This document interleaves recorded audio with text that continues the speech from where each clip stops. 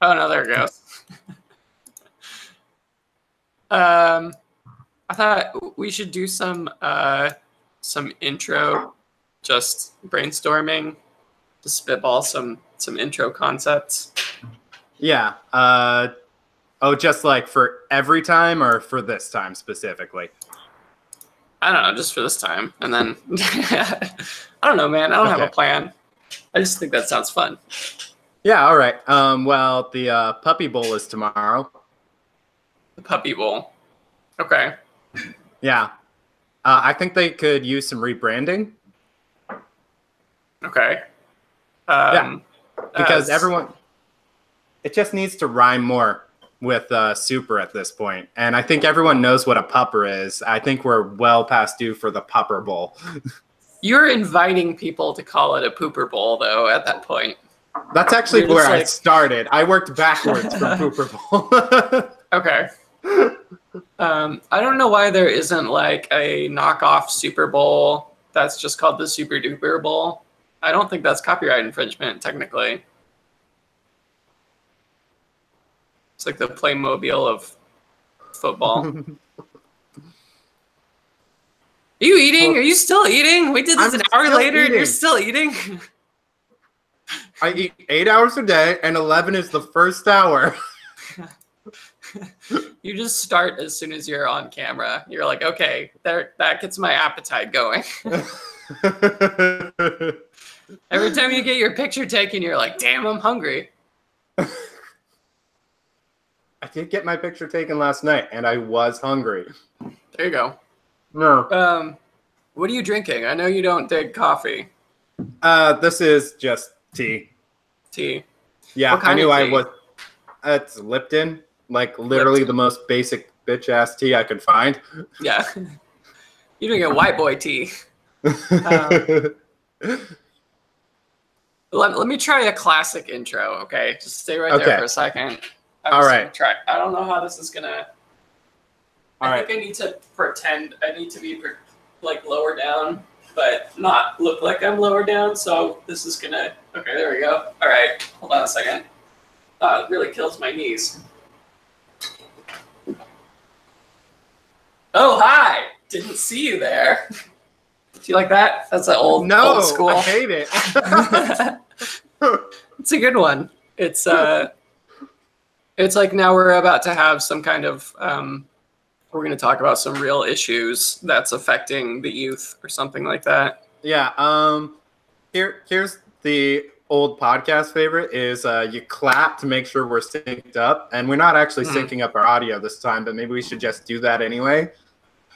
Yeah, it's good for like getting the energy going. Okay. Like, all right. You count to 3 and I'll clap at the same time. Okay. To me. 1, 2, 3. What if we keep clapping so we're just like really proud of ourselves just to like right at the start we're like, yeah, we're doing it, and then we try to live up to the promise that we set. Do we live up to the promise? We need to know that ahead of time. Like that'll set the whole tone of the clapping. Let's start with the assumption that we are lying, that we know that we're not going to, but we're going to tell you this is going to be super great anyway. Okay, so that's like claps tinged with sarcasm a little bit, like a little bit up. Slow clap. Yeah. No, that's worse. I hate that. We should get really pumped. Okay, we could do some Zumba, just a quick Zumba. Okay, tell me what a Zumba is. I think it's like when old ladies are like, and there's like a dude in front who's like, now work it, girls. And they're like, and they're all doing that together. I actually have no idea what Zumba is, but that's what happens in my head. I mean, you've convinced me. Good. That's all I need. All right, so how's it been going? What's been in your head this last week? Oh man, all sorts of things. To start with, I got to tell you about. I was. Hey, wait. Sorry, 1 second. Cat, get down from there.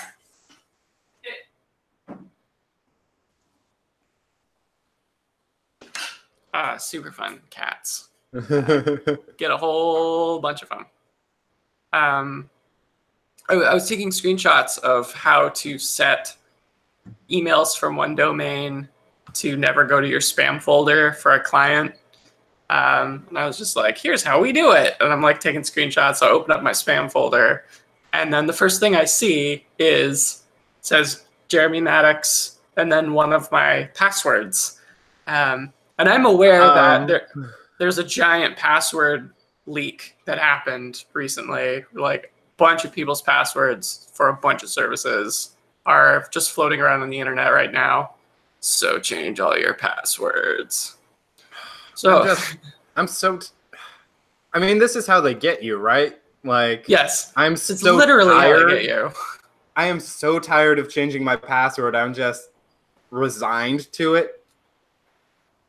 Okay, so I opened the email, and it says, Jeremy Maddox, we hacked your webcam, and we have video of you, and we know what you're looking at online. And I'm just like, oh, shit, which time? Wait. So at first I'm like, they don't have, like, I'm not doing anything illegal, right? But they're like, we're going to leak your shit to all your contacts. And I'm like, well, I mean, this could be like, I don't want to have these conversations with like my grandma or my mom or whatever. And they're like, if it was something like really reasonable, like $450 or something like that, or some really specific number. I guess that's my like market rate for blackmail, or I don't know how they came up with that, but I was just like $450 just to make sure. But it was pretty freaky, even though I have like tape covering my webcam most of the time. I'm like, who knows? But then later on in the email, they were like, and what if your spouse finds out about your illicit affairs or something like that? And I'm like, oh, you guys don't know anything, do you? This is just a form blackmail email. You didn't even write your own blackmail email for me, and there's no proof that you have anything. So apparently there's a scam going around where they're fake blackmailing people. Fun fact. Have you heard about the mugshot.com guys? No. What is that? Okay. So there's a website, mugshots.com, where if you get arrested and get mugshots for anything, like it's public information. So these couple of dudes basically filter through all those databases, take the images and put them online, even if you're never charged with a crime. And then through a different site, they ask you for money to take it down. Oh, that's kind of funny. Yeah. It's less funny when you think about all the innocent people who have lost job opportunities off of it, but it's more funny when they finally got arrested for blackmail last week. That's good. And now they have mugshots. Are those mugshots on the website? Or I don't know if they're on their website, but somebody threw them up on Twitter. Is he clothes folding in the background? Yeah, that's a thing that's happening. Are those your clothes? It's Saturday. What do you want? Are you getting your own clothes folded?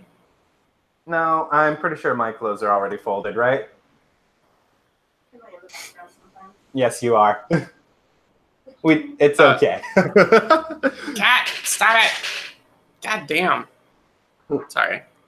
He's finding new fun ways to torture me. No. Okay. All right, he's going in the bathroom. All right, I'll wait for you. He ran away. He's a slippery little bastard. Okay, so we had a list. We have a list of things to talk about. Yeah. List of whole things. Yeah, okay. Just on that webcam thing, like just one last little coda on it. It's like I have completely resigned myself to, if that happens to me, I'll just let it go out there. But I say that, but I still cover the camera on my phone when I'm pooping. Yeah, I mean, like, I feel like there should be some, maybe this already exists, but there should be some like peripheral that you can add onto your phone that just has like a convenient like slider or something. So it's just like stays covered, and then you physically like slide a little window open so your webcam is, instead of it just like staring at you all the time. You know what I mean? Exactly. Actually, I don't know if they have. I'm sure they have one of those for phones. I don't know if they have one of those for phones, but I actually got one of those for my work laptop. And it's just this little piece of plastic that you just stick on top of the webcam. Nice. I mean, I know you could just use tape. Like I use tape, but I feel more secure with a consumer solution where a equally cheap thing is being sold to me at a really high markup. And then it's like official, you know? Welcome to a capitalistic society. That reminds me, I had Legos as a kid because my parents were cool and they got me Legos. And one year I asked for, I thought it was a Lego thing, but it turned out it was a Mega Bloks thing, which are like, they're very similar to Legos. They'll like snap together with Legos. Yeah, because they're never going to make a single dime if they don't snap together with Legos. Yeah, exactly. But like the people look a little different and they're like white people instead of yellow people. Just more weird. I don't know. But but then like after a while, I started feeling like uncomfortable with the Mega Bloks and the Legos like mixing together because they didn't snap together quite as well. There was always just something a little unsettling. It was like an uncanny valley of brick toys. They're just like a little into like some strange territory and I didn't trust them or something. So as a kid, I started to like segregate the Mega Bloks and like put them like one by one as I was playing. I'd like find a Mega Block. Just like looking back on that makes me feel weird. Yeah, consumerism.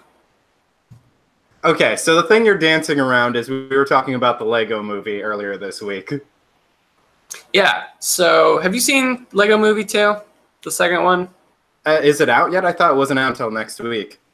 I don't think it's officially out until next week. I saw like an early screening they did at the theater. It wasn't it wasn't like invite only or anything. They're just like, come see it early. I'm like, okay, right, I was going to see Stan and Ollie, but I haven't heard anything like that, so you're going to have to like dance around all the spoilers for me because I actually am really interested to hear your take. Okay, so I don't think I need to spoil anything to just tell you you're not going to be let down. It's not as fresh as the first one just because it's, you know, it's that movie sort of, but again, and more so.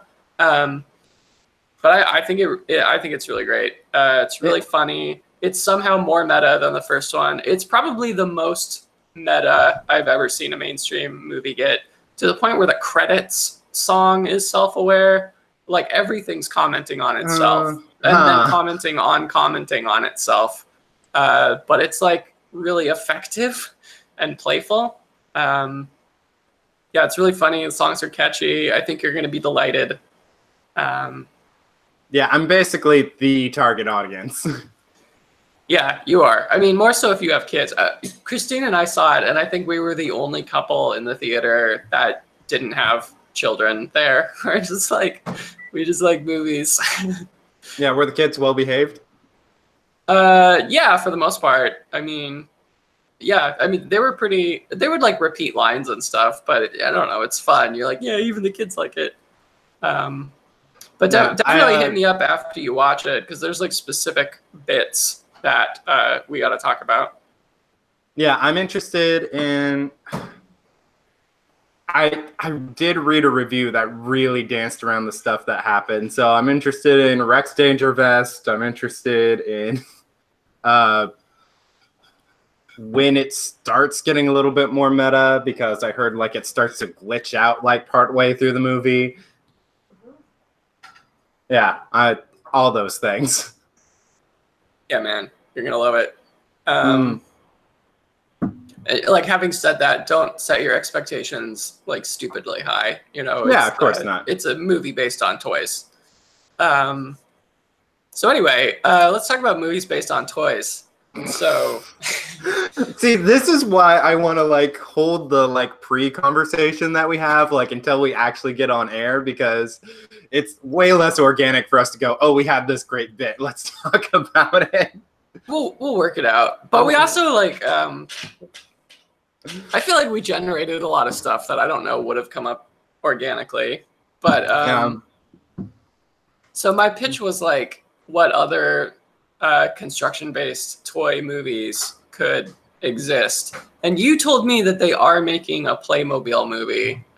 Yep, I'm gonna look it up just so we have the official like teaser text for it. Okay, I'm going to synopsis. Refrain from commenting until I hear the synopsis because okay, it's a single sentence. A young woman travels to the animated world of Playmobil to find her missing brother. Okay, so I wish the synopsis had just said it's like the Lego movie, but you know, different. Holy heck, Daniel Radcliffe is going to be in this?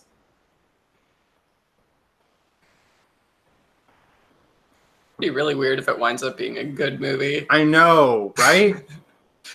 I mean, it was kind of weird that the Lego movie was good, but I don't know. I chalk that up to Lord and Miller. Yeah. Yeah, everything they touch just turns to gold.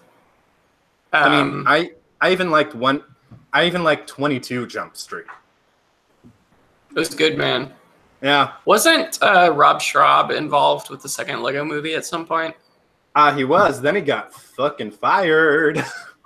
Yeah, I remember him being really sad about that on an episode of the Harmontown podcast, but I don't know any of the juicy deets.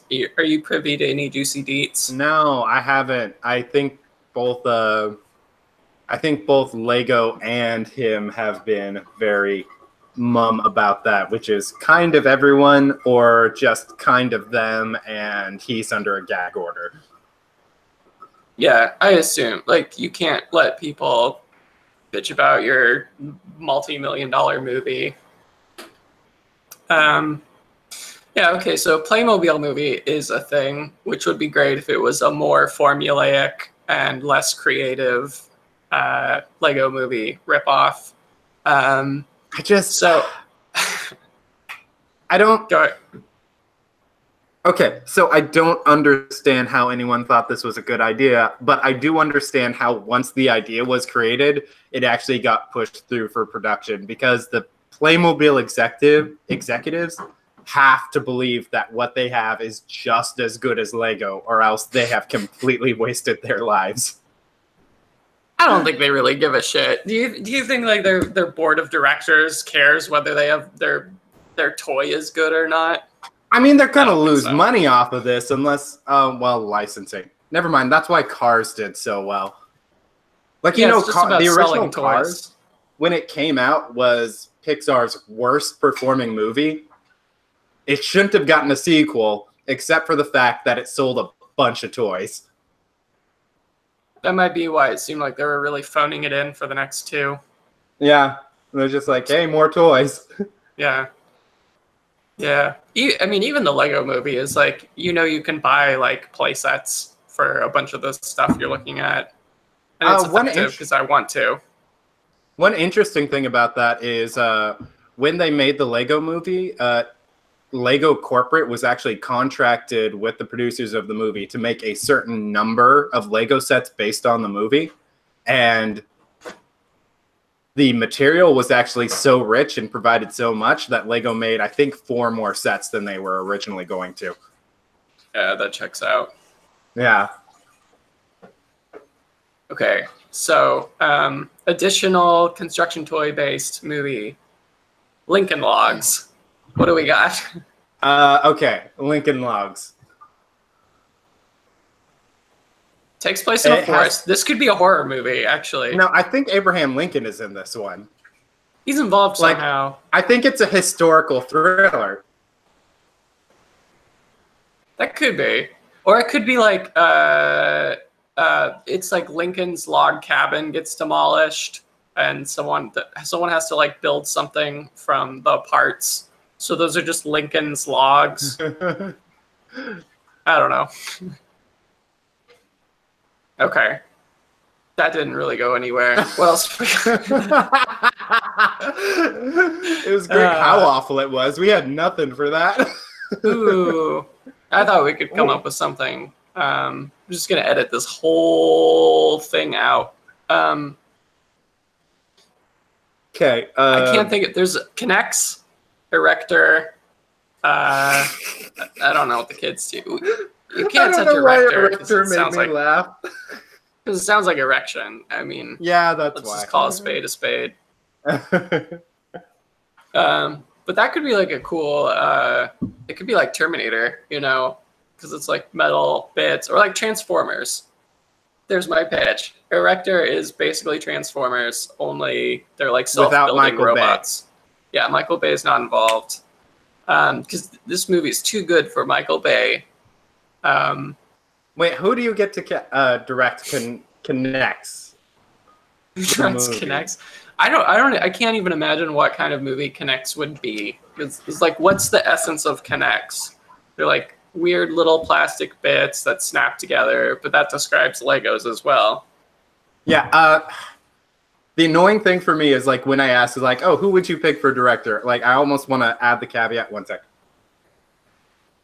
Excuse me. I almost want to add the caveat that you can't pick Taika Waititi, you can't pick Lord and Miller, you can't pick Edgar Wright, because I think there's no like matching them to a franchise. I think once they're placed on a franchise, they just make it work.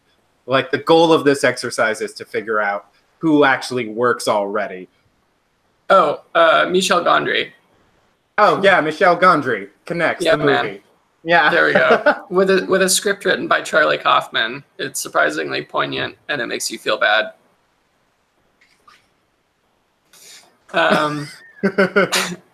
Next, Connects could be like almost like a surreal psychedelic. Like you could get art house with Connects because it's so like multicolored and geometric. You know what I mean? It's like, and if inherently.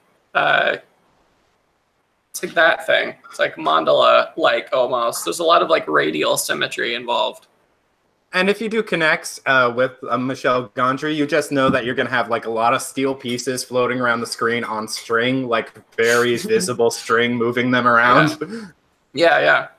It has to somehow involve the, not roller coaster, not carousel, the Ferris wheel. The like giant, the giant Connects Ferris wheel. I think it's probably like the most iconic Connects set. That's got to be like a major scene takes place on the giant Connects Ferris wheel. Yeah, I don't know. I got nothing. Okay, all right. Yeah, unless it's what is it? They did the Death Note movie, live action movie set in Seattle. And then that had a, yeah, that's on Netflix, I think. I'm not sure if it's still on Netflix. But there's supposedly a scene where the Ferris wheel on the pier collapses. That would suck. Okay. Death Note. Did you watch it? No, of course not. Of course not. Okay. Yeah, I heard it was basically, my understanding of it was they just took the idea of a Death Note and then had the demon guy there and changed literally everything else about the plot. Gotcha. I'm kind of okay with that. For me, what was so compelling about Death Note was just exploring the what would you do kind of thing, and then using that to get into kind of character study by exploring the like moral ambiguity of it. But it got less interesting when what's the main character's name? Light. Yeah. Really on the nose. But when Light just basically just is a sociopath, and that happens really quick. You're just like, oh, he's just a sociopath. So this isn't as ambiguous. This isn't as interesting. You know what I mean? So I had, my interest in it was slightly different, and I think that caused me to lose interest later than you did, but still before the series even finished.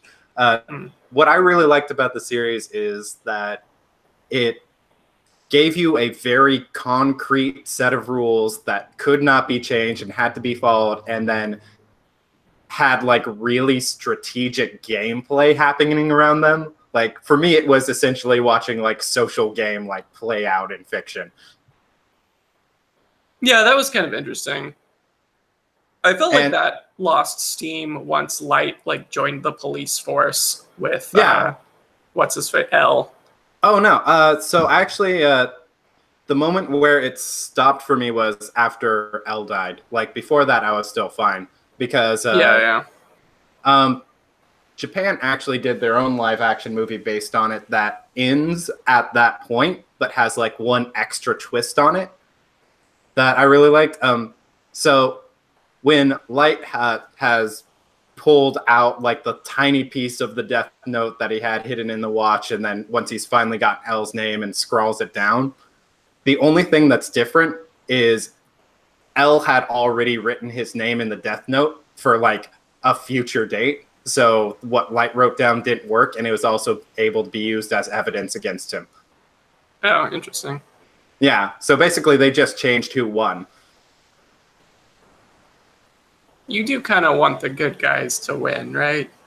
Mm-hmm. I honestly can't remember anything that happened after Light died, or after L died before the end of the series. Because I read the whole thing, even though I was like checked out like the first quarter into it. I'm just like, I gotta finish it. Yeah, the thing so there's another like successor to L that comes up, and then Light's the de facto chief of police of Tokyo, and then they're fighting it out, and it ends with the Light cornered. But honestly, that last standoff with M, the second guy, doesn't work for me because the story focuses so much on the resources surrounding the Death Note itself, like what you can do with those rules, that it completely ignores the fact that Light is the de facto chief of police and could have any number of resources that would have bailed him out of that situation easily. Yeah. Death Note hot takes. No. Okay, what else is on? Oh yeah, Love Crunch update. This is just like a public service announcement briefly. Beep, beep, beep, beep, beep. When Love Crunch gets even a little bit soggy, which is like two minutes in tops, it turns into just disgusting mush garbage. It's a fun fact. Are we rescinding our endorsement? No, it's like, it's great, and maybe it's even more beautiful because it's so ephemeral. But like the other day, I poured myself an especially hearty bowl of Love Crunch to settle in for a movie or something. And just like before I could finish the bowl, it was just like mushy, like really mushy. Like it started congealing into a thing. And it's not like I was really eating it that slow. I'm just like, oh my God, it just kind of disintegrates. So did you try to use a ramen bowl for cereal again? I didn't try. I succeeded. Not every cereal gets soggy that quickly. This was like notoriously fast. Anywho, I don't want to like make a blanket endorsement of Love Crunch without, giving the full story. That would be irresponsible. Yeah, I think that actually makes you a more attractive like sponsorship like option because you're telling it how it is. I'll give you I still say buy Love Crunch, but also, eat it fast. Do yourself a favor. Okay. So I this is a genuine, like, I wonder about this, and I wonder if you have the answer. But what is the etiquette for sharing something from one social network to another social network? Like, if you're on Reddit and you repost to another subreddit, there's a process for that credits the source. But if you want to share like an animated GIF from Reddit, for example, to Facebook or vice versa, you don't just link to the thread because then they're not seeing the GIF right away. They're not just going to follow the link. Do you even bother like putting the link, like attributing a source, or are we so far beyond crediting any source for anything that it doesn't matter? Yes. It's that you just share it and no one cares where no one it came ever from. cares. Yeah. And then 2 weeks later, a couple will be having a conversation and one of them will go, oh, I found this funny thing on Facebook. And then the other person has to pretend they didn't see it 3 weeks ago on Reddit. Yeah. Okay. That just feels so wrong. Like, I feel like there should be like a link juice trail or something like that. We've got to figure out a way to like create some kind of citation structure for these memes, you know? Something that happens passively because people aren't going to actively do it because they don't give a shit. I don't know. Maybe something involving like tiny watermarks or something. I feel like embedded URLs. Oh, I feel like this is up to Reddit or like sites that are usually known for being the original source for a lot of these. Is when people upload images, just put like a little bit of encoding, just like somewhere in the image that's just like on the back end says, hi, I'm from Reddit. This person did it. Yeah, that would be good. Because, yeah, I think Reddit has a higher quotient of original content than like Facebook or even Twitter. They're also more likely to like bust your ass if you don't credit your source. Maybe I'm just like overextending Reddit etiquette, Reddit to social networks. No, you got it. Stealing is more. Okay. Yeah. All right. Hey, let's see if my video gets busted for copyright violation because if my downstairs neighbors are playing music. Is your microphone picking it up? Can you hear it? I can hear fuzz. I can't hear music. Oh shit, that's my air conditioner. I left that off. 1 second.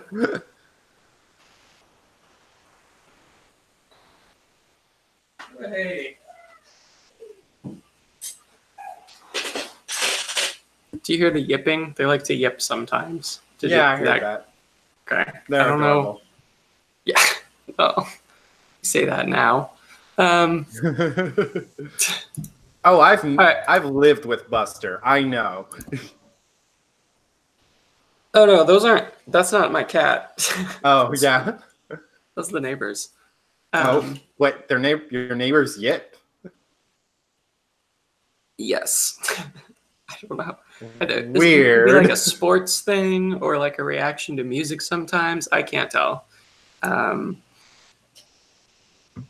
Cool. Who knows? Oh, all right. So this is recommended.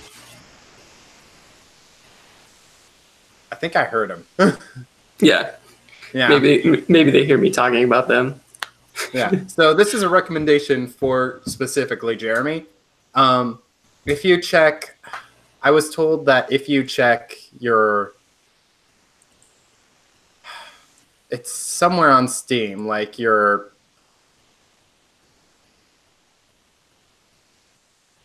I don't know, like little GIFs on Steam or something like that. Inventory. There we go. Haha. If you check your inventory on Steam, there should be a 15% off coupon for Wargroove because you have Starbound on your Steam account. Oh, cool.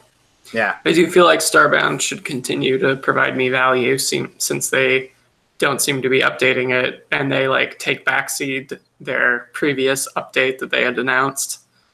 They were going to do like a bounty hunter system, which I thought sounded really awesome. But then they're like, no, this isn't very Starboundy, so we're going to not do it. Sorry for all those screenshots that got you attached to that idea.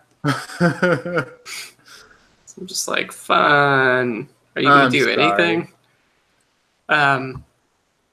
The Minecraft updates, like we finally got around to playing the aquatic update, and we found like a sunken ship and the like treasure map and a dolphin and sea turtles and shit. It's pretty cool. And there's did we talk about this last time? I talk about Minecraft a lot. Oh, keep going. Yeah, no, I haven't heard this. There's an upcoming, I think it's like 1.14 or something, update that they're like revamping villages.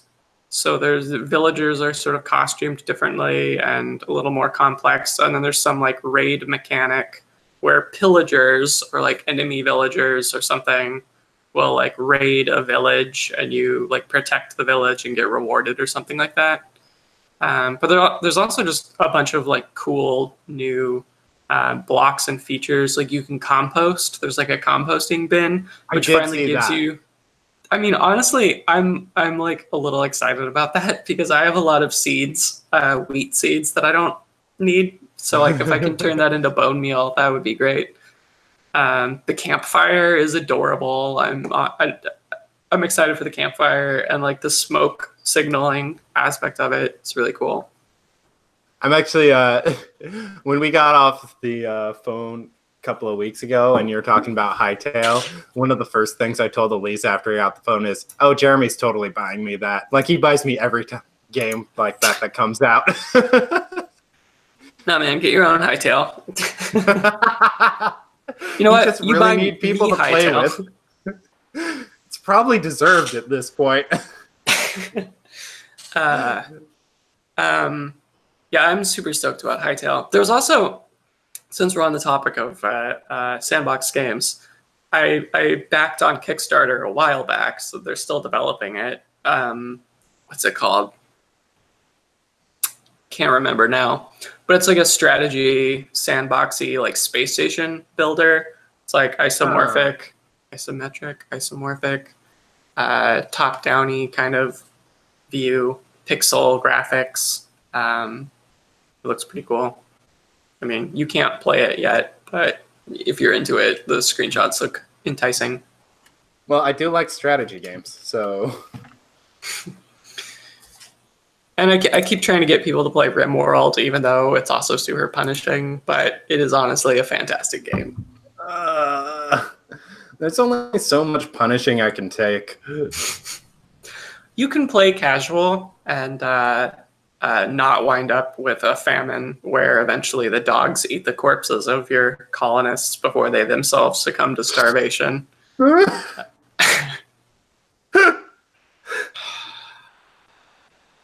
I wish that only happened one time. What's the furthest you've gotten on this so far? I'm looking at screenshots right now.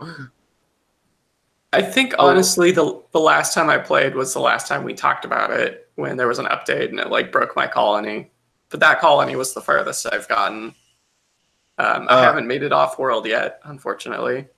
I think it says something about this game that literally every screenshot I look at of it, things look dire.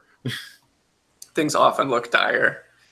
The subreddit for RimWorld 2 is also pretty hilarious. People just like sharing stories. It's built as like a story generator, which it kind of is. Like it makes you want to be like, it's like if you're playing a tabletop role-playing game and then you kind of want to tell people about it as if it's a real thing that happened to you, even though people are like, that's not real. You guys are playing make-believe. Like, I don't care about this. But you're still like, nah, man, one time I was fighting this dragon.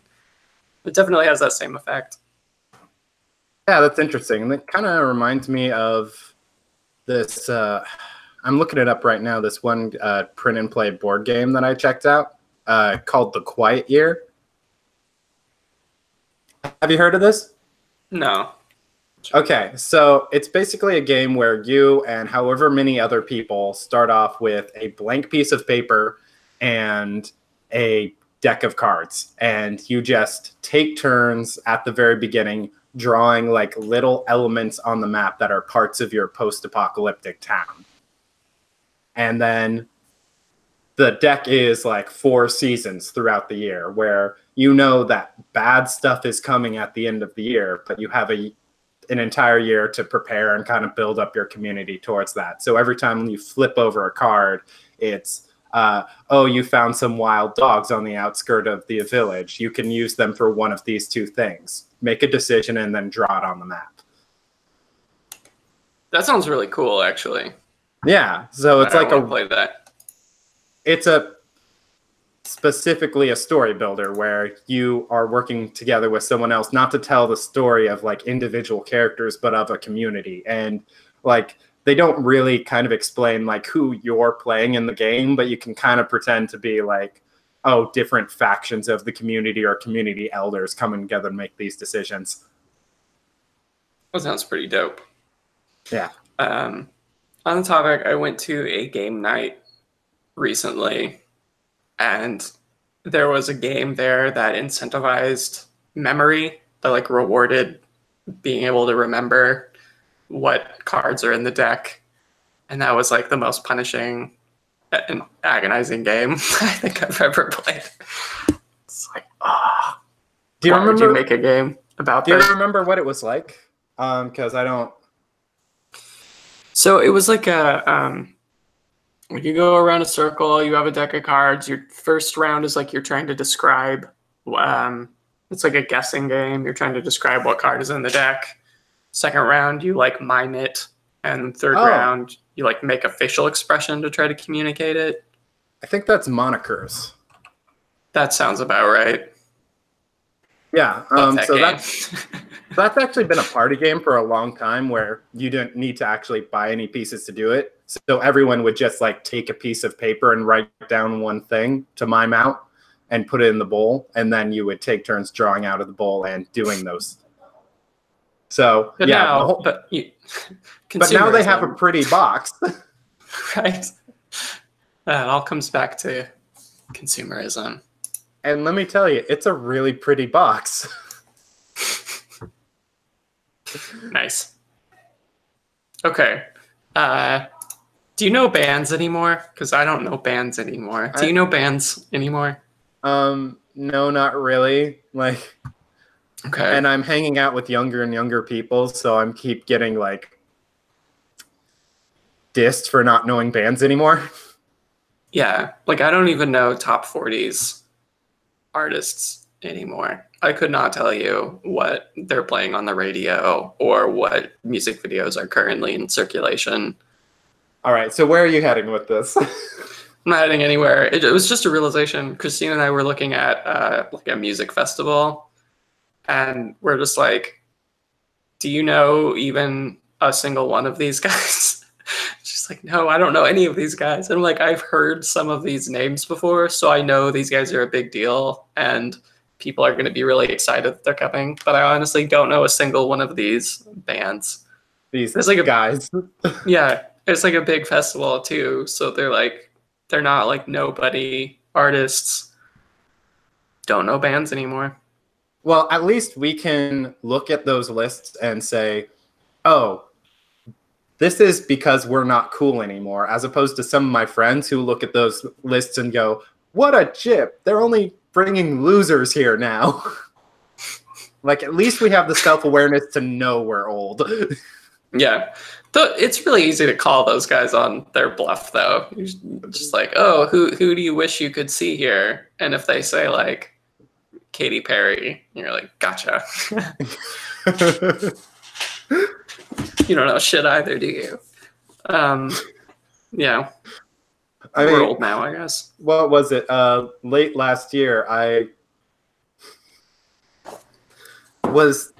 got caught in the middle of a conversation between a college friend of mine and then a friend I had met through an acquaintance. And they were arguing not over which 90s like lady musician was the best, but they were arguing over the different reasons why Britney is better than everyone else. It's an important debate to settle. It was so intense, and I had no reason to be in that conversation. I was just standing there awkwardly. Last night I was at a wake for a dog, for like our neighbor / friend's dog who had to be put down the other day. And it turned into a Backstreet Boys versus NSYNC debate. Who is defending NSYNC in that conversation? Some dude. I don't know. Because this is, at this point, in the moment, way back when, you could really make the argument that NSYNC was as good or maybe even better than Backstreet Boys. But with the benefit of history, that is as obvious as Beach Boys versus the Beatles now. Like, the Beach Boys just couldn't keep up. Yeah. I mean, it's a pointless debate. So it's like the terms aren't even like, what do you mean first? Like, which one's better? Like, what does that even mean? Like, in their prime, or like which one sold more records? But I really enjoy pointless arguments, like just for the sake of like the less dog you have in the fight, the better. But there were like emotions involved too. Like people were like, "How could you say that? Backstreet Boys are obviously superior." It's like, I don't know. Aren't they basically the same thing when it comes down to it? Yeah, basically. I don't know. I mean, is there any member of NSYNC who is still relevant today? Even one? Isn't Justin Timberlake NSYNC? Oh, I thought Justin Timberlake was Backstreet Boys. Wow, there's really no difference here. Wow. All right. I feel like that's the perfect ending to that. Yeah. Topic. So I did actually watch the Fire Festival documentary on Netflix earlier this week. Oh, nice. Okay. So we can dive into that a little bit if you want to. Sure. Well, what are your thoughts about it? I've talked about it quite a bit. Yeah. Okay, so I'm of two minds about this Billy character. Okay. The first mind is he's every single douche white guy who thinks that he deserves something. Sure. And the second mind is he is actually the exception that proves the rule because he didn't come from money. So obviously that's the one douche white guy that's going to go to jail. That's a good point. I imagine he was able to talk himself into a good lawyer or something like that. I don't It's think sort of so. fascinating. Like at the end, they're like, yeah, he got sentenced to 6 years and a lifetime ban from ever being a corporate officer ever again. I mean, he did have an awful lot of evidence that. Yeah, but I mean, so did crimes. everyone on Goldman Sachs, and they didn't get a ban from being a corporate officer ever again. Yeah, but they rule the world. So, I mean, he's not like part of the Illuminati or whatever. So. He doesn't control the flow of precious money through the economy. So yeah, I guess in that way, yeah. It was just really interesting to watch that play out without the center player having that much power behind him. Yeah. I found because myself... I've seen that story over and over again. Yeah. Toward the beginning, I found myself kind of rooting for him. Like, he's a charismatic dude with vision. And he's like, I just want to put on, like, the best festival. I was kind of like, well, I mean, that's a noble goal. I mean, I can't afford to go to that, and I don't give a shit because I don't know bands anymore. But yeah, man, if you can pull it off. Their headliner was supposed to be Blink-182, right? That's a band I know. No, I think Blink-182 wasn't the headliner. I think they're like 3 down on the list. Oh, okay. Yeah, I think the headliners were like late. They had Laser in the name, which just goes to prove our earlier point. Yeah, don't know bands anymore. Don't know bands anymore. Gosh, what was this? Oh, Aliza had something interesting to say about the like there's one guy at the end where as he's leaving the festival tweets at the festival just like, you'll be hearing from my lawyer at, and then the name of the lawyer. And it's like, oh, what kind of guy has the lawyer on Twitter? You know, that's funny. I know. I didn't even think about that. Yeah, it's got him on his short list. Yeah, and my favorite part is he tweeting at this guy. My favorite part is that they cut to the lawyer, and it's the one shot from that lawyer for the entire film, and he's just saying, "Yeah, I had no idea what this was until I got this tweet." You know, like his money sense was just tingling though. Like even before he saw the tweet, he's just like, "There's money to be made." I'm sure lawyers cleaned up.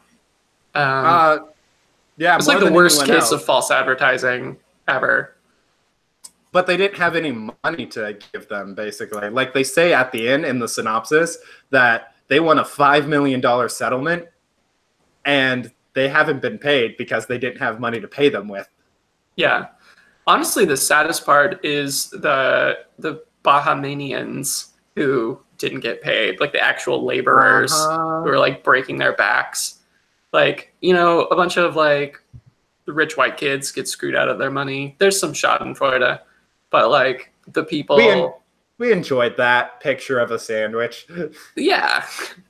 Yeah, but the people who live there, like that guy who had to flee the country because everyone was like, "Where's my money? You promised us money for this job, and we did the job." And he was he was so ridiculously chill about it too. He's just saying, he's like, "Yeah, I have to get out of there." And then at the end, after like a little bit of credits, they cut back to him, and he's taking a call from Billy. Yeah, that was the perfect ending. That ending made that ending stand out way better than the Hulu one. The Hulu one just sort of stopped, but that ending was perfect. Yeah, I was totally on board for that. Yep. The thing I hate the most is, other than the people who worked for a software company, which might say something about engineers, we might circle back around to this, but other than those specific people, everyone involved in this actually seemed to still kind of like him. Yeah. Well, he's really charming. He's like, he maxed out his charisma points. It takes him a long way, I guess. Just being able to talk people into stuff. Yeah, until it doesn't. Man, that kind of... Just the fact that knowing there's at least five more guys out there that have all of those abilities, but also have like daddy's paycheck behind them, just makes me sad. Yeah. I'm trying to think if there's any reason for you to watch the Hulu one. If you're really into the Netflix one, I think it's still worth watching the Hulu one, just because it's different people, so you get kind of a different perspective, even if you know where the whole thing is going. I might circle back around, but it'll be a bit, I think. Yeah. One thing I will say is that Netflix totally nailed the icon for it on their webpage when you're choosing what show to watch. It's that guy riding a jet ski, and then there's like waves of money blowing behind him. That's hilarious. So Netflix has this algorithm for like they like constantly test which photo or which like thumbnail thing they're going to show to you. And they're like building a profile on you to see what you're going to respond to. And then they try to show you stuff like that you'll respond to. And it's always really weird knowing that and scrolling through Netflix and being like, does Netflix think I want to see sad white girls? There's a lot of sad looking white girls. Like, this is a comedy, but this white girl looks sad in this thumbnail. Like, how are they trying to gauge my reaction to like sad white girls? That's so weird. And then they'll try something completely different next week. Wait, do you have a separate sub account from Christine, or do you have like go off the same sub account? That's a good point. We have the same account. Maybe she likes sad white girls. Oh my God, she does like sad white girls. We cracked that mystery. Oh, good, it's not me. Perfect. Abrupt subject change. The Giving Tree is a shit book to read to children. Yeah. How do you feel about that? It's that incendiary comment. I agree, but I'd like to hear more. My whole thing is like, that is a toxic relationship that glorifies like not having boundaries and complete self-sacrifice, even to the point of self-destruction. And like, why are we making that out to be a good thing? Why do we want kids to like not have boundaries and to be able to like totally destroy themselves for someone else for no reason? Aren't they just going to go out and have like terrible relationships? Yeah. Uh-huh. That's how that works. Yeah, I don't know. I just, I feel like it's really easy to get into a state where you want to be nice and take care of everyone. And if you do that enough, you stop taking care of yourself. Like, maybe The Giving Tree would be a good book if it just kind of like had another page or two at the end lingering on the tree, regretting its actions. Yeah, you just flip the next page and it's just like, oh, I'm fucked up. And that's the end of the book. Or like The Giving Tree is like goes to therapy. It's just like a stump Just like laying down on the couch. That'd be great. We should write a follow-up to the Giving Tree. Giving Tree 2. The Taking Tree. Yeah. Yeah. Okay. Chucklefish games. I had on our list. Yeah. Talk about Chucklefish. So we did talk about we touched on Wargroove and Starbound a little bit earlier, but I think the thing I really want to touch on with them, I'm a little bit into Wargroove right now, and not as far as I'd like to be, but that's forthcoming. Is I find it really interesting how they've kind of made their bread and butter off of taking games that aren't really being made anymore that people miss and doing a remake just under a different name with slightly tweaked mechanics. Yeah. It is kind of interesting, though, because they can use modern computer power to do stuff that you couldn't do with like an SNES game, but that basically still looks like an SNES game. Yeah. Like you couldn't do Starbound on an SNES, but it basically looks like an SNES game. Absolutely not. Okay, so here's the thing. From what I've played of Wargroove so far, I'm not sure you could play it on you could do it on a Super NES, but I'm reasonably sure that minus the okay, I'm gonna prove my own point wrong in a second here. But minus the level creation mechanics, you could do that game on like a Sega Genesis. Gotcha. That's cool. Maybe they'll release it for Sega Genesis. I find it odd how gaming companies are selling their old systems, but like tiny versions, like cute tiny versions. They're like hot commodities. Like you guys don't just have the original still in your closet somewhere? I don't know. Hey, software breaks down. I mean, my old Super NES is busted right now. Yeah, but I mean, and I couldn't buy emulators. I couldn't buy 30 some odd games for it. True. Yeah. But well, here's the counterpoint to that is Nintendo did a good job with that. Sony screwed that the heck up. Like, have you heard of any of the stuff having to do with the Sony PlayStation Mini or whatever they called it? No. So basically, it dropped like $50 in its price point within a month of it coming out. The emulator they chose was the European version, which means the frame rate sucks. And actually, someone proved it out by hacking into their Super NES Mini. And the PlayStation games they chose, which the library is awful too, by the way, for the PlayStation Mini actually run better on the Super NES Mini. That's funny. So, Did you Did you hear about that Soulja Boy console? Yes. I find that so hilarious. It's just like this cash grab, but his fans are gonna buy it. It's just like rebranding an existing like emulator That's the system. last I heard about it. Yeah. Okay, so the last thing I heard about it was they were pulled from store weeks after launch. But they still, like, the fact that they even made it into stores for weeks, when it's like, isn't there like pirated software on there?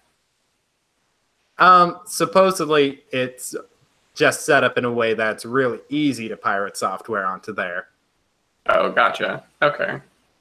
Yeah. That's fun. So, yeah, you can sell that without, like, as long as you don't advertise how easy it is and let people figure it out for themselves, it's fine. Whatever. Gotcha. Do you want to? Did you play Bandersnatch yet? No, I haven't. Okay. Do you want to talk about DiC Entertainment cartoons? We had a bit here. Yeah, where did that bit start from? I have to go back through our chat conversation. We were talking about one show in particular, Captain Planet. Captain Planet DiC? I didn't see him on the list. Oh, I really thought it was. That's probably how he started. It could be, though. I don't know, Captain Planet was one of those like Ted Turner things. Really? Yeah. Since when was like, Ted Turner environmentalist? Not environmentalist, but he's like, we can make money off of these hippies kids. I don't know. Oh, you know how we actually started on this conversation? We were talking about how plankton is going extinct. Oh yeah. So, just briefly, apparently the plankton populations appear to be dropping, like rapidly, like halving or something, which is pretty alarming. And we decided that it was because Plankton is a bad guy in SpongeBob SquarePants, so people don't care about Plankton. Plankton has been vilified. Yeah. Yeah. Okay, so then Captain Planet, now DiC Entertainment. So you were like, well, is DiC Entertainment secretly woke? So we started going through the list. Heathcliff. How Captain Planet, we could have done Captain Proletariat to really like push those values. And my take was, oh yeah, they could have made that. I have no reason to believe they're actually on the side of capitalism. Yeah, I mean they're making money off of it, but Heathcliff seems to glorify like slacker lifestyle, or at least operating outside of like a traditional framework. Okay, so I talked about Sherlock Holmes in the 22nd century as like having anarchy behind it, but I was full of shit right then. I was just saying words and matching them together. Like, if we want to fit this model together, how does Sherlock Holmes in the 22nd century actually be woke? Because it centers around a police force, right? So there would have to be police corruption or something like that, which segues to the show Cops, the cartoon Cops. Wait, they made a Cops cartoon? It's not based on friggin' everything. Oh, okay. Yeah. I also found that DiC Entertainment at some point made a Stargate cartoon that I had never heard of, but I'm like, holy crap, friggin' Stargate cartoon. I'm sure I saw like at least one episode of that, considering how much Stargate was a thing in my household. So there was a cartoon series called Cops, which is an acronym for something because it came out at the time when everything was an acronym for something. But they actually did have like a corrupt city council member who was bribed by like a mob boss to do something with the police force to like depower it or something like that. So that show actually did get into the corruption of power. I also would argue that Inspector Gadget portrays a bumbling and incompetent officer of the law who is nevertheless like incredibly well funded and well supported, but still can't seem to figure anything out. So you could say that's a secretly anti-police propaganda. Okay, to circle it back to Sherlock Holmes, like obviously the police force was so bad at its job that they had to like clone and resurrect Sherlock Holmes from the far past just to solve any crimes at all. Like, it's pointing to structural problems. Could be. This whole thing falls apart because there's also like a bunch of like military glorifying cartoons and stuff that they had, and there's other like the whole rest of the Cops TV show is like very pro cops. So this is like absolutely cherry picking, but I'm going to keep doing it because I have a couple more. Please go for it. They had a game show called I'm Telling, which I think is just training kids to handle police interrogation. Because it's like, I think it was like they separate the kids and then they answer questions and then they like, you get them to argue about their answers after you bring them back together. So it's like teaching kids the importance of getting your story straight. Sonic the Hedgehog was DiC Entertainment, and both of them were. Yeah, but one of them was very like Ted Kaczynski-esque because it had like technology overrunning and choking out the life on the planet. Yeah, and then the other one was just pure like nonsense, which is its own kind of anarchy. Sure, chaotic anarchy. Okay. one counterexample I wanted to give of like honestly like All a right. million possible counterexamples. Jace and the Wheeled Warriors. Did you ever see Jace and the What Wheeled the heck is Warriors? this? I haven't even heard of this. Dude, watch the intro because it is trippy and super. I found it on Netflix a few years ago, and I'm just like, what the hell is this? It's really crazy. Wheel. But okay, What the hell? the good guys Oh, are this guy has anime supercars. hair. Yeah, the good guys are like superpower cars, or they drive superpower cars, and the bad guys are plants. So it really is like giant cars versus plants. So I feel like that kind of undoes any, even if Captain Planet was DiC Entertainment, that kind of undoes the Captain Planet thing.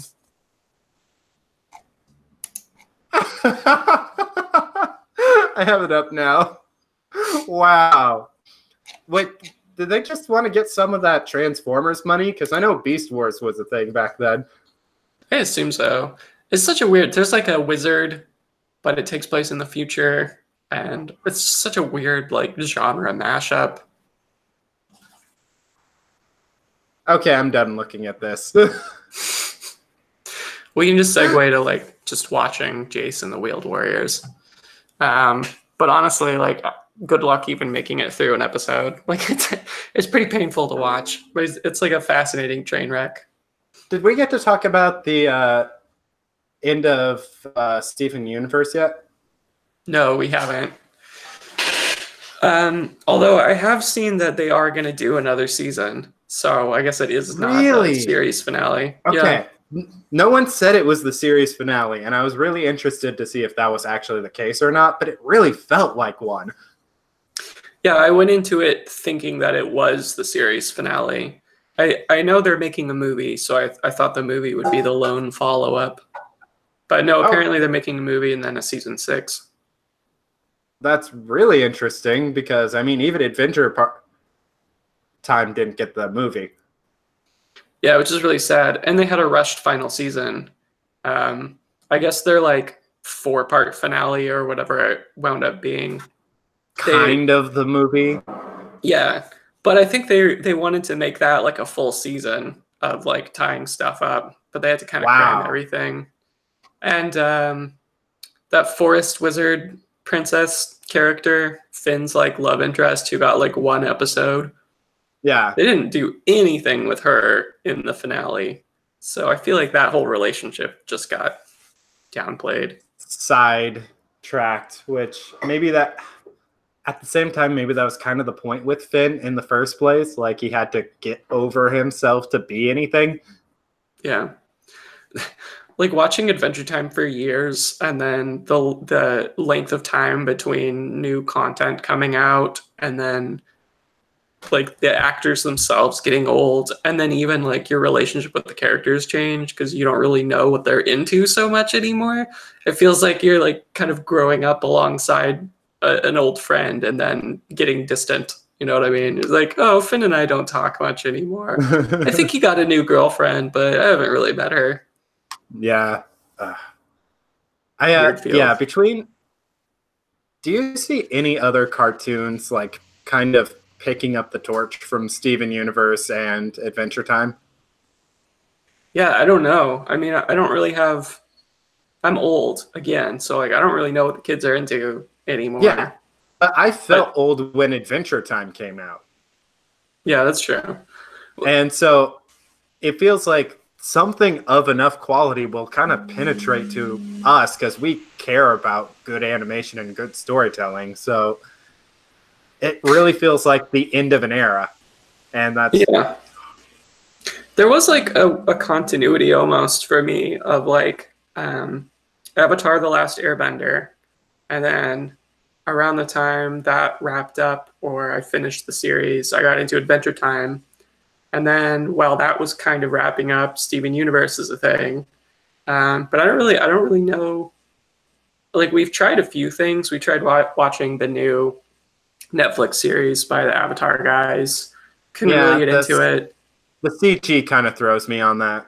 Like, it feels like Netflix's influence on the genre is a net negative, even though they're doing a lot of good. Yeah. I mean, honestly, the beginning of Avatar: The Last Airbender isn't really that gripping. Like, I have to kind of promise people that they'll totally get into it, even though the beginning is kind of rough. So, I don't know. This is something I want to term for, because I feel like Steven Universe does this too, because it's not really gripping until you get to Giant Woman. Like, a lot of series have a point that I have to recommend that people get to before they decide whether or not they like it. Yeah. Like, if there's a word for that, I would love to know it. It's like the opposite of jumping the shark.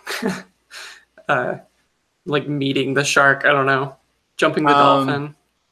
No, what's the opposite of a jump? Let's completely flip this. Fall. Fumble. Drop. Let's call it a trip. Trip. Yeah. So, okay, what's the opposite of a shark? Has to be a land animal. Does it? What about an air animal? An land animal I makes think you're fair. Sense. Air animal. Okay, so I'm gonna call it a Trip the Sparrow moment. Trip. Oh, if you're gonna do a bird, you could do Trip the Stork. So it still kind of sounds like Jump the Shark. Yeah, a little. Oh, I like that. Trip the Stork. Trip the Stork. You know what? Let's crowdsource this. We'll figure something out. We'll get this on Urban Dictionary if it kills me. I'm actually really. If we were German, we would have solved this by now, but we're not. There definitely already is a German word for it, because if I've learned anything from being on the internet, it's that there's a German word for everything. Yeah, I feel like the longest I've had a series that I really take to get to a Trip the Stork moment is The Good Place. Because I think you essentially have to watch the entire first season before you know whether or not you like it. Yeah, the first season really does feel like the first episode of like a bigger thing. Like, yeah. Even though they changed the status quo at the end of the second one too, it kind of feels like part of the same continuity. There's like a major change of the sense of like what the show is fundamentally that happens at the end of the first season. And I really love and it's funny to be able to call that a major change at the end of the first season, because every single episode has a big change to it. So it's almost on another level of magnitude entirely. Yeah. I'm trying to think of another. Yeah, the first bit of Steven Universe is kind of like, it's like okay, it's like kind of charming, but there's nothing that really makes it too fantastic. But then by the time you get into like the Jim's characters more, and you start getting like punched in the gut with real emotions, just like crap, I didn't know I was signing up for this.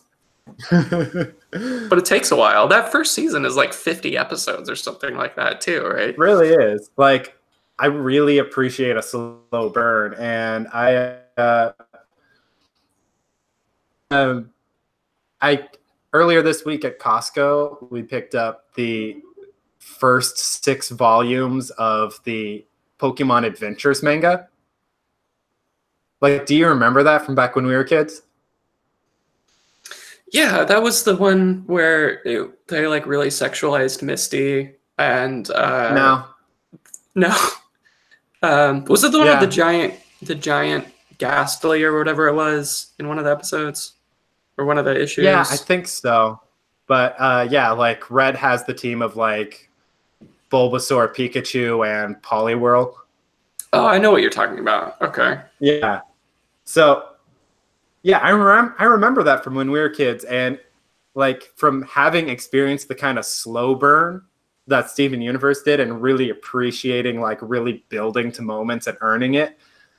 I like what's going on in the Pokemon Adventures. It's light and fluffy and does its thing, but it also does its thing really fast. So you kind of have a hard time getting that same level of investment out of it. Cool. Yeah. Probably not going to read it, but oh, no. Glad you're enjoying it. I just brought it up as a counterpoint rather than a recommendation. Oh, gotcha. Yeah. I like it for the art better than anything else, because I really like I really dig and get a lot out of fine pen work. Mm. Yeah. Are you invested at all in the Star Trek franchise? I would say yes. Not okay. Discovery's. Okay, so here's where I fall on the Star Trek franchise. Discovery's doing nothing for me. The only thing that I'm really interested in following up on are the couple of times when Rainn Wilson pops up. But I am totally and completely excited for the new Picard series they're working on. Yeah, that's what I wanted to get to. So okay, you watched great. Next Gen back in the day, though, right? Yeah. Okay. Every week. Have you seen the last episode, All Good Things, I think it was called? Yeah. Yeah. So that, and then the comic series, mini-series they did leading up to the first J.J. Abrams movie, Star Trek Countdown. So you have these two different like possible places they could pick up. One is like old Picard, we're just working the vineyard, getting sucked back into the lifestyle or something would be kind of interesting. But then the other is like, well, if he's an ambassador to, I forgot was he an ambassador to Romulus or something like that? And now he has to like deal with the fallout of the planet blowing up. Because the planet blew up like as part of the J.J. Abrams bit, right? Yeah. Yeah, like I think they're marrying the two ideas together. Gotcha. Yeah, if you were the ambassador to Romulus, either your job gets a lot harder or you don't have one anymore. It's like, screw this. I'm going to grow some booze grapes. Peace out. Yeah, I think I have a hard time divorcing the man from the actor sometimes. Remind me of his name again. Who? The actor? The actor. Patrick Stewart? Patrick Stewart, there, yeah. He made a tweet recently about how he actually is going to look younger in this series than he did in All Good Things. Yeah, he's like reverse aging or something. I don't know. He might be an actual wizard. I think that's possible. I would love that. That's the one thing they did a Merlin TV show a few years back that I never actually got into. And I think the reason I bounced off of it as hard as I did was because it wasn't what I wanted it to be. Because there's the idea and myth that Merlin ages backwards. So I really wanted it to be like a young Merlin living in the modern day. And then like every season it would be like a previous year and he's a year older. Huh. I've never heard that Merlin ages backwards. That's new information. I'm not a big like Arthurian legend buff, but that's kind of an interesting. He's like the OG Benjamin Button. Yeah, he is a bit. Okay, so who's your like number one? You hope this character returns in the Picard series. Can I say my number none first? Would that be that you want to see them more, or you don't want to see them at all? I just don't really want to see them. Like, they're probably going to be there, but I don't think I want to see Worf. You don't want Worf? What? Yeah, I'm a bit turned off because of how hard the actor's been fighting to get his own spin-off, even when it's very clear that he would never get one. Like, he was fighting for this in, like, 2009, back when no one was talking about Next Gen ever. But I would still watch a Worf spinoff, and if he shows up, that becomes slightly more possible. Well, I would watch it if it had good writing, and I kind of trust Patrick Stewart to hold out for a good script more than I trust that actor. Like, I think that actor will snatch up the first script that comes across his desk because it means he gets to be in something. Yeah, because like, what else is he doing? Eventually, I'm sure they'll make a Gargoyles movie, and I guess he gets to do that or something, or they'll just get a completely new voice cast. He'll get to cameo. They'll get a new voice cast. That's so sad.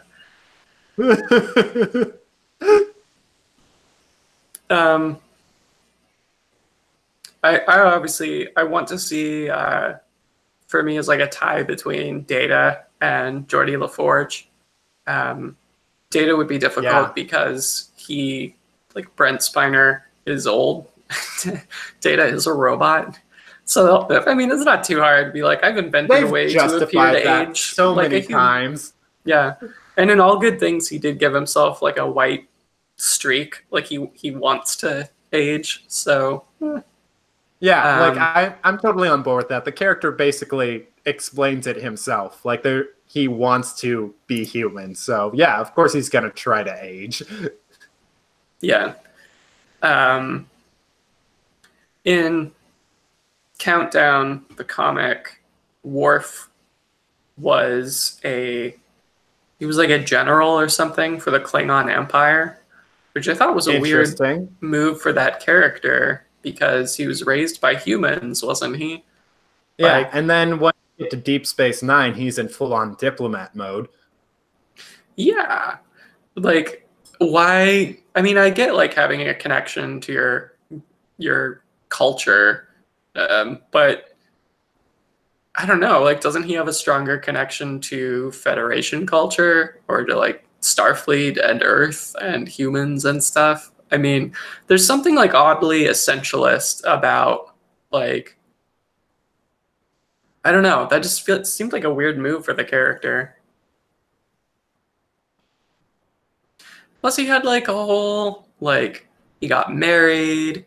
You know, he's kind of like settling down a little. I mean, yeah, his wife died, and that'll mess the dude up. It seemed weird to like. I hope they just undo that and like don't acknowledge it. I feel like it's something that comes from a fundamental misunderstanding of the character. Yeah, or they lean into it and they have to explain why that happened. Like, what happened to Worf to make him? And I don't just buy because his wife died. Because they kind of dealt with that in DS9. Oh, yeah. I forgot she died.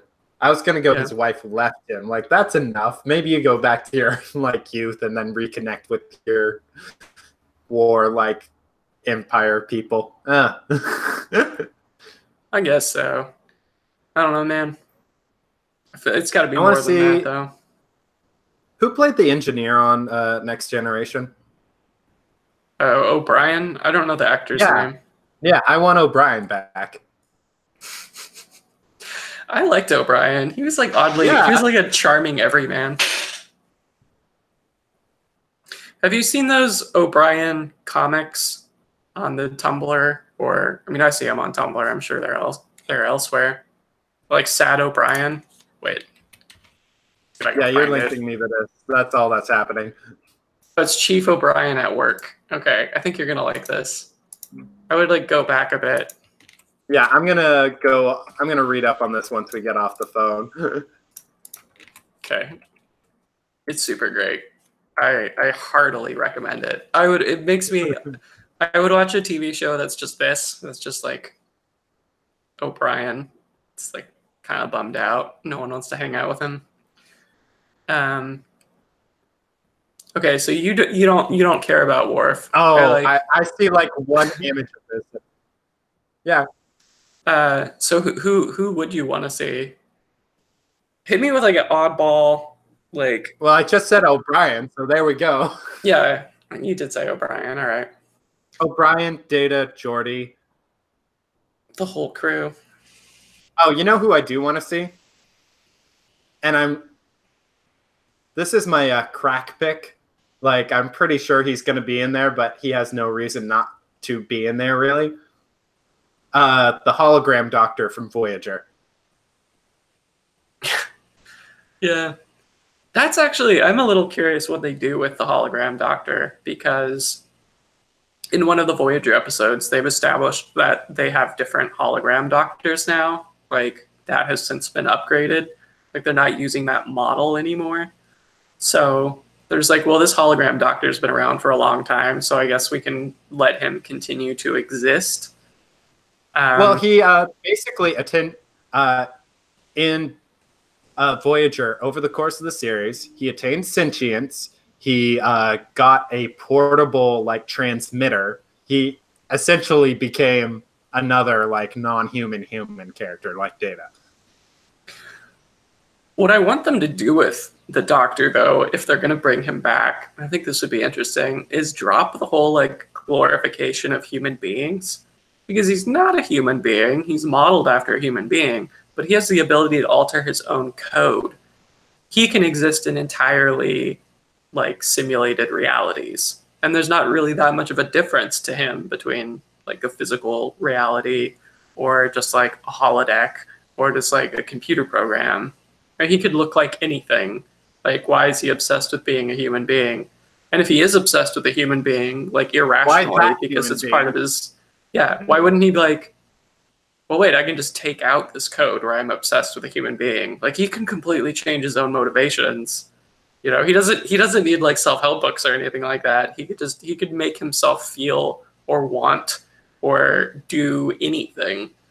That would be, I mean, I wouldn't want him to be like a villain then or represent like a threat to, but if he was like a Dr. Manhattan type character, that would be pretty interesting. That would be a really good one-off episode for Star Trek. Yeah.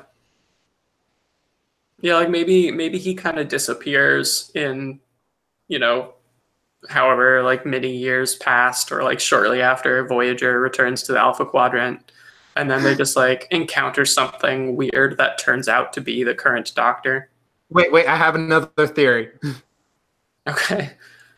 He becomes the Q continuum. He is the origin.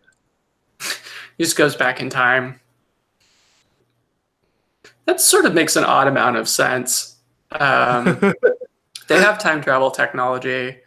They have like time erasing technology. Star Trek holograms already kind of like can create matter. They have replicators. Yeah, why not? This is kind of a tangent of a tangent. In Star Trek First Contact, the Borg Queen was like, ooh, Data, a totally synthetic being, completely artificial. Ooh. Wouldn't they be really into the hologram? Wouldn't that be like even more awesome if you're a Borg? And that would, I don't remember them being particularly into the hologram. I feel like, I don't know. I feel like the Borg just can't see his value because they're into hardware and he's all software. Don't they have like simulated realities though? Wasn't that like a major plot point of some of the later seasons of Voyager? I missed that. Like, well, or I don't remember it because I'm old. But hey, let's get back to talking about how old we are. Yeah, we're old. Yeah. We know bands. We don't know what kids are watching these days. We don't remember Star Trek. I don't even remember what we were talking about. I don't think I have anything else on the list. Do you have anything? I think we did pretty good. Like, also, my internet's kind of slowing down a little bit, so it might actually be a good idea to bail before the internet tells us we can't talk anymore. Gotcha. And now we're ending exactly as scheduled, having covered all of our content. Totally planned, not just petering out. So yeah, you like Love Crunch? We like Love Crunch. Sponsored, not really, by Love Crunch. Don't sue us. Grab a big bowl of Love Crunch. Eat Love it yourself. fast. Love the crunch. Crunch on some love. I don't know. One of those. Call me Love Crunch. You reminded me of another game that I had been hearing about recently that I'm going to ping you about later, but I don't think is actually interesting enough to talk about. So yeah, I'll send you that after we're off. Cool. Sounds good. All right, man. Have a good day. Yeah, you too. Talk to you later. Bye. Internet high fives. See ya.